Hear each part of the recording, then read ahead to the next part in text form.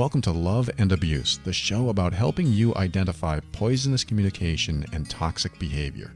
You deserve to be treated with respect and kindness. That's why it's important that you learn to pinpoint manipulative and controlling behavior so that you keep your power and your sanity. I'm your host, Paul Coliani.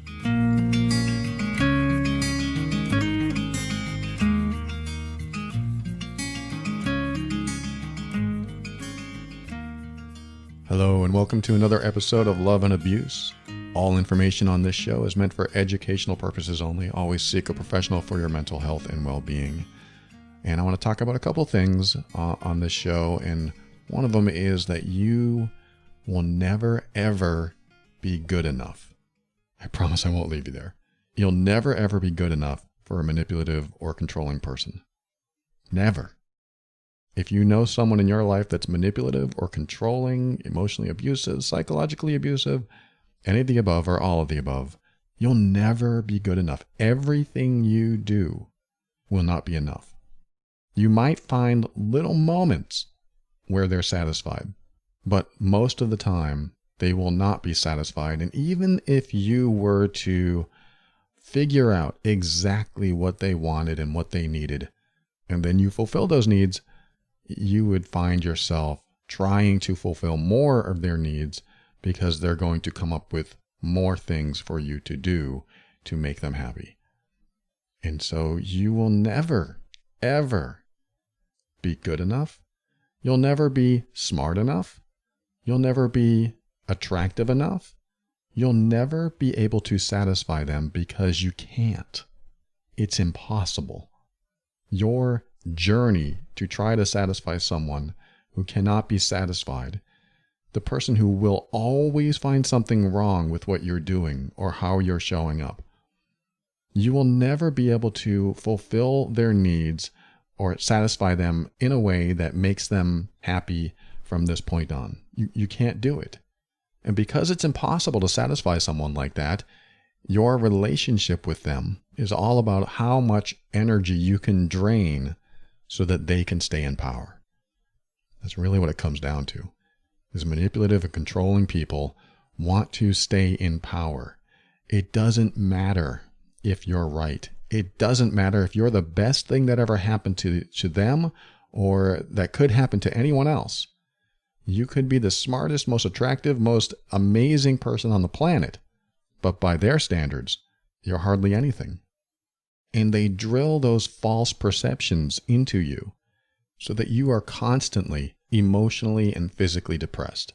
I'm not talking about the clinical depression. I'm talking about how your behavior is depressed. How when you try to show them that you love them and you care about them and you do things for them, that all of your behavior is depressed in a way that makes you lose your power, that causes you to feel bad constantly, and also causes you to continue to try to get in their good graces, to make them see that you're better than they say you are, or that you're really trying to make the relationship work, or you're really trying to show them that you care about them.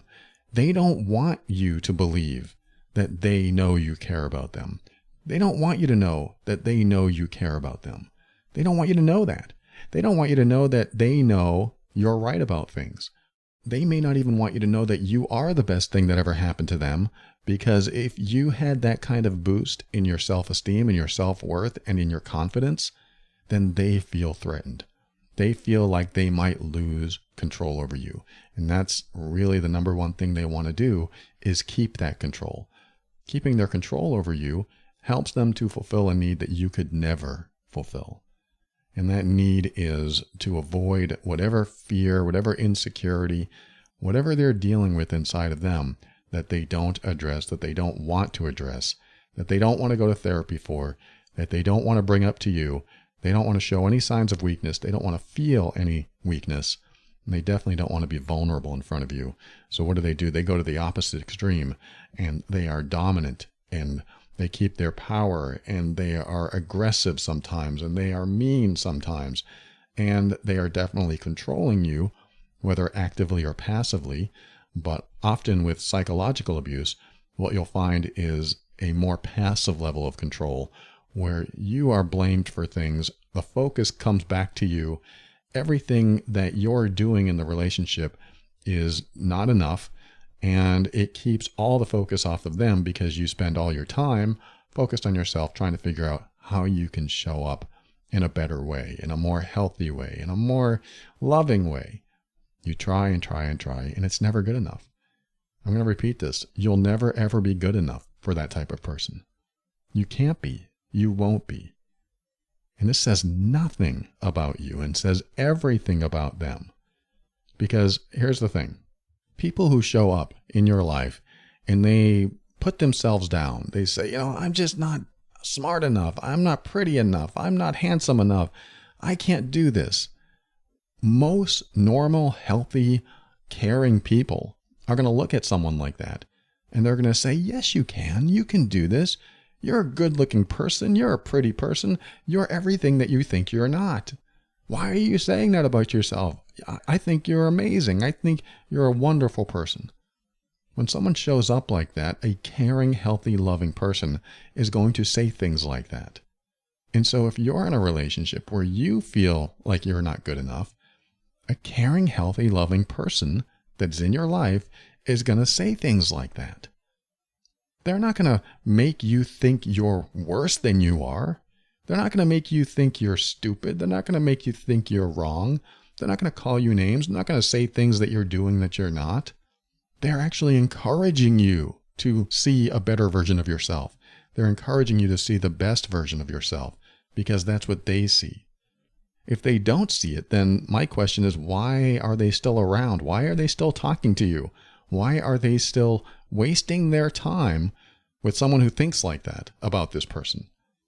For example, if my girlfriend always put me down, was always insulting me, was calling me names, was really making me feel bad about myself all the time, my first question to her would be, why the heck would you stay with someone who is that awful? I mean, that's what I would ask her. Why would you stay with someone like the way you describe me? If I'm that awful, why do you stay? I don't get it. I think that's a good question. Why would someone who is putting you down and making you feel bad and trying to control you and trying to manipulate everything stay with you? That doesn't make any sense. Unless you look at it as you are the victim of a controlling, manipulative person and you need to be there for their purposes. You become what enables them to do bad behavior. And because the caring, kind, supportive, generous, loving, compassionate person is usually the victim to this type of control and manipulation, they will usually try harder to satisfy the controlling person. And that's why these relationships usually last. And the bad news about this is that those relationships never change that dynamic. They continue that dynamic for the entirety of their relationship until the victim of the control does something different. They could leave, or they could face their accuser and say, well, if I'm so bad for you, why are you still here? Or they might have to ask themselves, why am I still here? This is dangerous for my emotional state and my psychological state, and hopefully not, but maybe my physical state someday. Because things can escalate. Sometimes they do, and sometimes they don't. And let me say, when they don't escalate, it's because the other person knows if they become physical, that is probably the point at which you'll finally leave. And that's another layer of control. They can keep it manipulative and emotionally abusive, but not physical, which is why the victim of emotional abuse will say things like, well, at least it's not physical. That can be done on purpose. The controlling person can tell themselves, well, if I become physical, he or she's going to leave me. And I don't want that because I want this control. And this control keeps me at a certain place inside mentally and emotionally. And if this person leaves me and I don't have control over this person anymore, what do I do then? I have to get into another relationship, which is often why when there's a breakup like that, the controlling, manipulative person gets into another relationship and they seem so happy now because they finally have someone else to control. They finally have someone else to dominate, to have power over. And then the victim of control or abuse for all that time feels like they weren't good enough and now they found someone better than them. And that's really not what's happening here. The next person in their life is not better than anyone. They're just naive to the behavior. They're naive and they're going to go through the same thing the original person went through. Because if you've ever been in a controlling or manipulative relationship, you probably remember the first few months were amazing. They were divine. And then things started getting worse. And this is what happens, is that the abusive person gets into another relationship and everything seems wonderful and they're posting on social media that I love this new person and this is the best relationship I've ever been in. We're going to get married. We're going to have kids. And all of that actually could happen. They could get married and they could have kids. But I want to remind you how this works. A manipulative person tricks the outside world, making people think that their inside world is perfect. And the manipulative person is very good at wearing the disguise of charm and friendliness and care and love. But inside the relationship, they haven't changed. They're that same person. Unless they get therapy, unless they go through healing, they're that same person until they make a conscious effort to change. A new relationship doesn't change them because they're likely going to find someone just as loving and caring as the last person, who then tries harder and harder to be more loving and caring to try to satisfy their impossible to satisfy needs. And so the relationship then repeats itself. So the cycle of emotional abuse starts all over again. And, I tell you this because I've gotten a lot of emails from people that say, so-and-so left me and now he or she's in this other relationship and I can see them posting and they look so happy together. Of course they do. The beginning of that type of relationship is all about the most amazing feeling in the world to lure the victim of the abuse or the control into the relationship so that they feel safe and comfortable and in love. Because once you're in love, that locked in feeling comes in, or committed feeling, where you are with someone. If they are a controller, they're going to use that to their advantage. They're going to use that to make you feel like you need to continue trying harder because you're committed to this relationship. And they're going to show the outside world how wonderful the relationship is. You're going to see it posted everywhere. And this is the best person in my life. And it's going to make you feel like crap. And it makes you feel that way because you tried so hard. Yet what you could never accomplish, they will never accomplish either. The next victim of the control. They'll never do it because they will never ever be good enough for them. It will be a constant battle and a constant striving to make things better, to make things right, to do their best to satisfy someone who will feed the other person little bits of satisfaction, but not enough, so the other person continues to try, keeping them in a submissive or a weaker space, a low power space, so that they always seek more power. And what happens is they try to seek that power by satisfying the person who has power over them. A lot of people in a relationship like that will try to get their power back, that love, that connection, by doing what they can to satisfy the person in power, so that when there's little bits of satisfaction shown by them, those little bits convert into moments of high, moments of, oh, it feels so good. Maybe this person's coming back. Maybe this person really does love me and it was just a fluke last time. And then that pattern repeats where they take away that love, they take away that satisfaction with the relationship, and they point out what's wrong and that you're responsible for what's wrong. And now here you are trying again, trying to get your power back by showing them that you're trying harder to make the relationship right, to work on yourself. And it continues month after month after year, and it wears you down. And so I get a lot of messages from people that are worn down. They usually write to me after it's been long enough. Sometimes I'll get an email that says, I'm in this relationship and this happened. And it's like a first or second red flag. And then I can comment on that and give you some tools to work through it, work around it, address it, nip it in the bud. But sometimes I'll get emails that say, I've been married for 30 years, and this has been going on since the first year of our relationship. And what we end up doing is developing higher and higher levels of resilience and tolerance until we accept bad behavior as the norm. And that's just not a good idea. That wears you down, not only mentally and emotionally, but physically as well. It will wear away at your body. You will not be able to enjoy life. You can't. You can't enjoy life when someone always has power over you, and you can't be vulnerable with them, and you can't feel connection with them or love because they're always making you feel unsafe. You just can't do it. This is why it's so important to look for the warning signs, and I have shows on that, looking for the red flags. But everything I talk about in every episode is always about looking for the red flags. And what are those red flags? I had an email come in that said, what are the red flags? Or I think it was an iTunes review. She said, you talked about red flags, but you never mention them. Every episode, I talk about red flags. One episode could be about one red flag. Intimidating, bullying. There's a ton of red flags out there.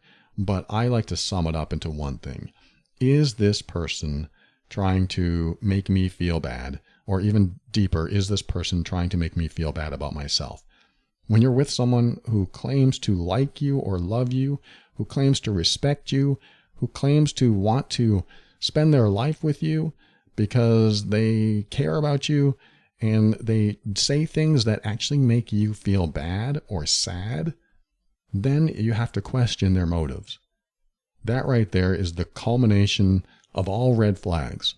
This person's trying to make me feel bad about myself. Instead of wanting to see me happy, they want to see me feel sad. That is the ultimate red flag. That is every red flag combined, or everyone individually. They all come down to that. You don't even have to get the mean workbook to figure that out. The workbook is like 200 check boxes, and you keep checking, well, yeah, this person makes me feel guilty. This person makes me feel embarrassed. This person humiliates me. I feel like I'm responsible for all the relationship problems. Check, check, check, check, check. But all you have to do is ask yourself, do I feel bad more of the time in this relationship than I feel good? Is it a 90-10 mix, an 80-20, a 50-50? What is the percentage? Because if you tell me, well, I feel bad 95% of the time, but 5%, that 5% I'm happy is so good, then I'm going to say you're not in an equal partnership. You're not in a loving, caring, compassionate relationship. If 95% of the time you're unhappy, that's not a healthy number. That's something that needs to be seriously considered so that you know how to take care of yourself. That could mean leaving. That could mean leaving temporarily. That could mean staying and saying, you know what, if we don't get therapy, I'm out of here. That could mean severe accountability for the other person, but it does involve you stepping into yourself, stepping into that power, not trying to get your power from them, but stepping into the power that you already have inside of you that you've stuffed away, and letting people know that if they don't shape up, you're going to ship out. I'm not saying that that's what you do. I'm saying that you feel this inside of you. I'm saying that you have this power inside of you so that you make the right decisions for you. So that when they try to make you feel bad again, you'll say in your mind, I don't like when they make me feel bad. I'm going to do something about this. I'm going to say something about this. And a side note, I had someone say to me once, you're giving awful advice. You should never tell them to confront their abuser like that. Their abuser could be dangerous. Absolutely. I'm talking about relationships that have had emotional abuse for years and years, and nothing's been done about it. And of course, someone could absolutely flip out on you and become aggressive or violent. And I'm hoping that if you're with someone a long enough time, you'll know if they're going to do that or not. You may not, though. You may not. All of this comes with a certain level of risk. Some of it is just an emotional risk. Some of it is risking that you'll hear something that you don't want to hear. And some of it could be aggressive or violent. And it is good to be prepared for that. Hopefully the person you're with is not violent. Hopefully you see those tendencies already. If they're not treating you violently, they might be doing it to other people. And if they do it to other people, they'll eventually do it to you. That's kind of the rule of thumb. I'm not saying it's 100%, but whatever you see them doing to other people, they'll do it to you eventually. However, then you have the narcissist or the sociopath or anyone with those tendencies that treats other people like gold and you like crap. And when you have those people in your life, they're the ones that are putting on the show for the rest of the world. And so you can't ever tell what they're capable of, because if they can do that Jekyll and Hyde routine, what else is in there? Those are a bit scarier. When they're Mr. Hyde at home, but they're Dr. Jekyll out and about, and everyone loves the person, but at home they're a nightmare, then you have to make some serious decisions about your life, because there's a big incongruency that you're living with. You can see it, and maybe members of your family can see it, but nobody else can. And sometimes you're the only person that can see it. I get that too. So let me wrap this up. I want to kind of read you a few lines of an email that I received that have to do with this concept that you will never ever be good enough for a manipulative or controlling person. And like I said, I'm just going to read you a few lines of this email. She says, I usually give in to his wants as far as movies, restaurants, vacations, and I have just given in to whatever he wants because it's just too taxing to convince him of what I want to do. And so what she's saying is that no matter what she wants to do, it'll always be something that he decides. It's, that's part of the control. Another part of this email says, and he will debate his point to the nth degree because he says he's trying to give us the perfect experience.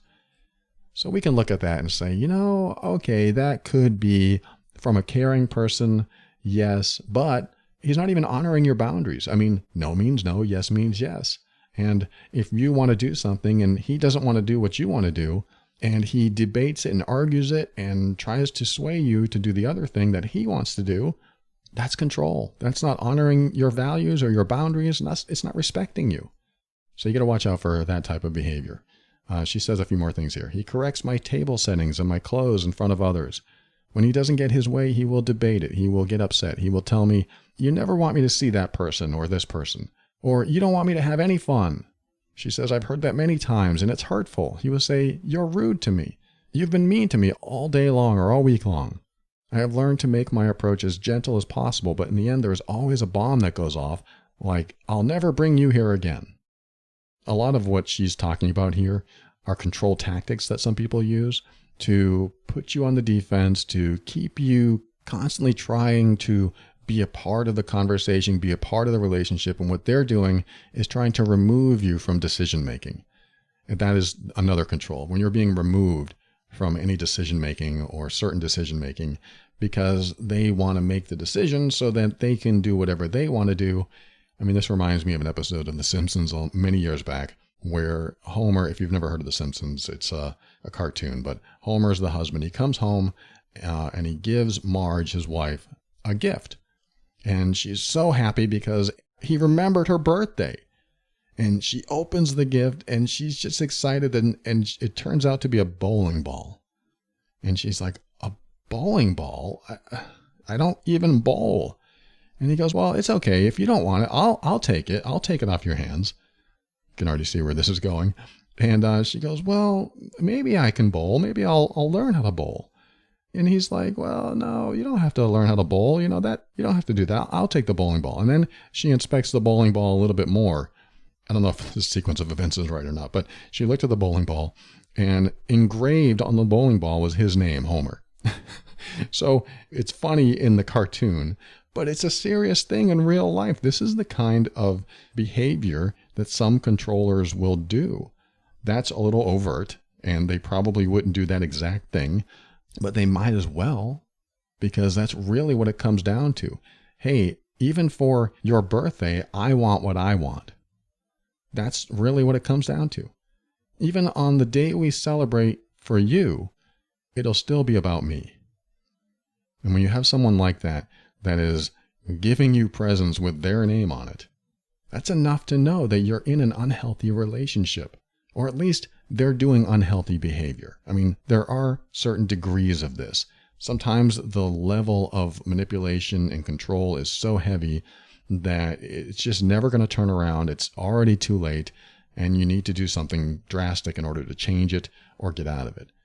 But sometimes it's just here and there and it needs to be addressed. And with certain people, you can address it. Hey, when you did that, it really hurt me. I felt disrespected. I don't want you to do that behavior. And a caring person is going to say, oh my God, I'm sorry. I didn't mean to disrespect you. I didn't mean to hurt you. I certainly will try not to do that ever again. I will do everything I can to make sure that that doesn't happen. That would be a nice response.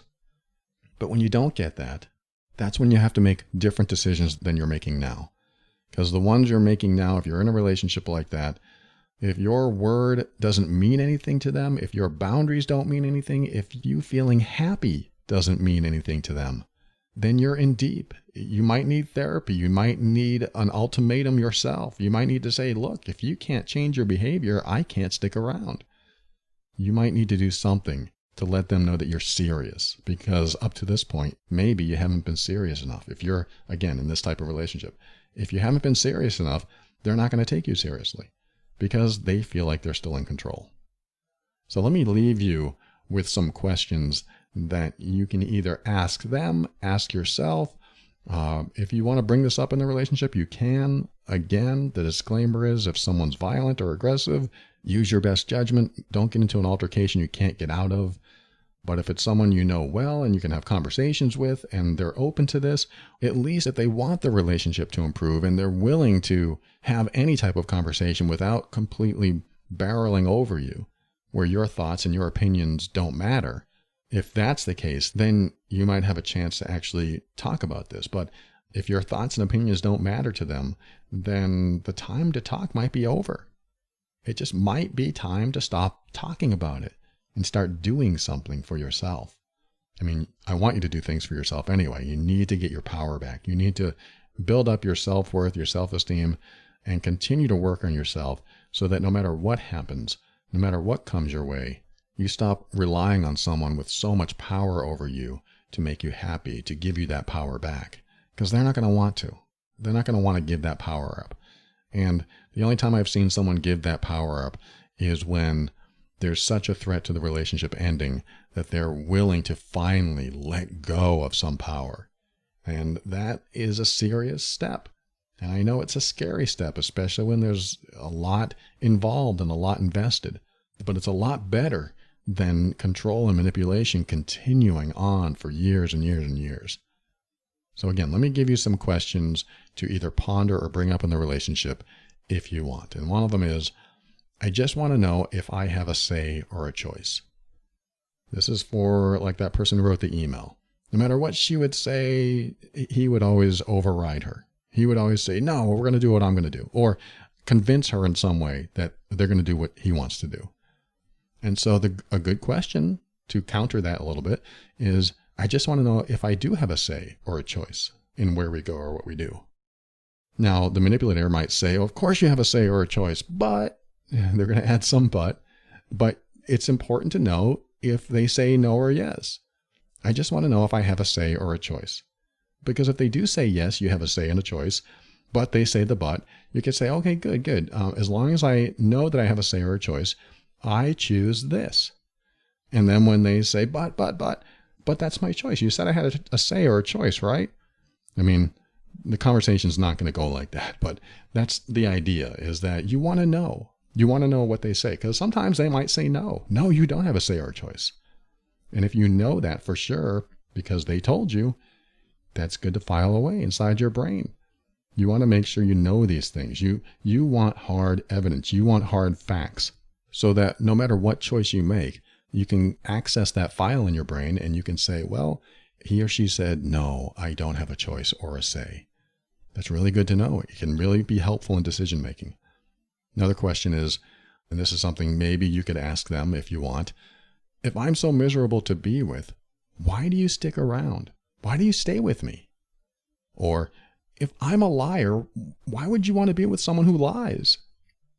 That's another reference to the email. But people go through this. They're often called what the controller or manipulator does. The controller and manipulator has a tendency to lie. Well, they can. They're going to call someone else a liar to take the focus off them and put it on someone else who really isn't the liar. But now the person being accused has to continually defend themselves, and all that energy is now being wasted defending yourself. Another one along that lines is, if you believe I'm attacking you, why would you want to be with someone who attacks you? You can see sort of what I'm doing here. I'm asking you to put the questions back on them. Because a lot of people that are in this type of relationship will spend a lot of time defending and answering questions instead of asking them. And asking questions is what the controller is very good at, actually. The controller will say, well, why would you make me unhappy?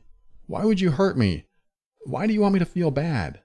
They're going to say things that you're feeling, but they're going to direct it at them. So they're asking you questions like that to put you on the defense and continue wasting time and energy trying to defend yourself, trying to answer the questions. And you don't want to be on that side. You just answer with a question. I mean, not always. I mean, this doesn't, like I said, these types of conversations don't go very well and don't go very far. But if you have the answers, if you believe I'm attacking you, why would you want to be with someone who attacks you? But if you can hear their answer, if you can hear them tell you why they're with you, you'll probably hear some revealing stuff, and that will be very helpful. Again, you file it away so that you have the ability to make good decisions. A few more here. One of the things that the person in the email said, and I don't think I read it, was, you made me yell at you. This is the abuser/accuser blaming the other person for their own behavior. This is like so bad when the manipulator does this, because what they're doing is manipulating you into thinking that you have control over their behavior. You made me yell at you, which is of course untrue. Everyone has control over their own behavior. But what's interesting about that is that you can respond in a way that redirects it back at them. You can say, you're right, I made you yell at me. What you're doing is kind of throwing them off because they're not expecting this. You're right, I made you yell at me. I'm surprised you have no control over yourself. That brings them back into their own brain. It may not be rational what you just said. It may not be reasonable what you just said. But what you're saying is, I'm surprised you have no control over yourself. That means they have to either answer you in a way that says, you're right, I don't have any control over myself, which would be helpful. That would be good to know. I don't have any control. At least that admits a vulnerability. Or they'll have to be defensive and say, of course I have control over myself, which counters their original comment of, you made me yell at you. These are a little sneaky, but they're helpful if you're so sick of repeating the same conversations and arguments over and over again. Another question is, again, based on something I don't think I read, where she said, I would apologize to him, and he would say, well, your apology isn't sincere. You know, people say things like this sometimes. My counter to that is, why would you stay with someone who isn't sincere? And another one is about character, like the person is putting your character down, insulting your character, making you sound like a bad person. Again, along the same lines, why would you be with someone whose character you don't respect? So that's pretty much it for the questions. The end of the email says, I'm now at a point where the fear of the outbursts outweigh the fear of living alone. What can I do? I love him, but I'm very heartbroken. And my response to that is, don't fear the outbursts. I mean, you're going to get those, but I need you to start focusing your fear on a future where you can't be yourself. Because if all you're doing is fearing the outburst, then you're fearing the little tiny day-to-day activities that you're just trying to get a handle on, and you're forgetting that your future, your entire future, is something you're going to experience as somebody else other than you. And what I mean by that is you're losing yourself in this relationship. You're allowing someone else to be the full controller of everything in your life. And that's not healthy. It's not conducive to happiness. So your focus is on the wrong thing. His behavior is no longer the problem. You now know from experience and history that he will never change. Just like you will never, ever be good enough for a controlling and manipulative person. You can't be. No one can be. Because this isn't just about you. It's about everyone. Anyone that gets into a relationship with this person will never, ever be good enough. And knowing this frees you from trying harder, knowing you'll never be able to get to that point where he's satisfied. You just won't be able to get there. It's an unattainable goal. And my final question or point of observation that I want you to have is, I just want you to ask yourself if you're okay being with someone who doesn't really care about what you want. It's kind of a downer. It's kind of a reality check, but you really need to ask yourself that. I want you to be honest with yourself. Are you okay being with someone who doesn't care what you want? Because again, how you answer gets filed into your brain so that you can make the right decisions, the good decisions that are going to get you into a better space inside. And that's where you need to be so that you can make choices that work for both of you, for all of you if there's more people involved. Most victims of emotional abuse, control, and manipulation, they get to a point where they can't trust themselves. They don't have enough hard evidence or hard data because everything is just foggy and they're not sure if the other person really meant what they said. They're not sure if the other person is really hurtful. But these questions give you clarity and help you come to decisions that you can make that get you to a better space inside. Thanks to the person who wrote this email, and thanks for listening today. Share this with others that might benefit. Love and Abuse is the official podcast of the Meaning Workbook, an assessment and healing guide for difficult relationships. If you want to pinpoint the exact behaviors causing the difficulties in your relationship, including identifying all the signs of control, manipulation, and especially emotional abuse, head over to loveandabuse.com. This show exists to remind you that you are not alone and you're not going crazy. You deserve to be treated with respect and kindness. You deserve honesty and sincerity. You deserve to be treated as worthy and significant. Because you are. Again, thanks for joining me. We'll talk again soon.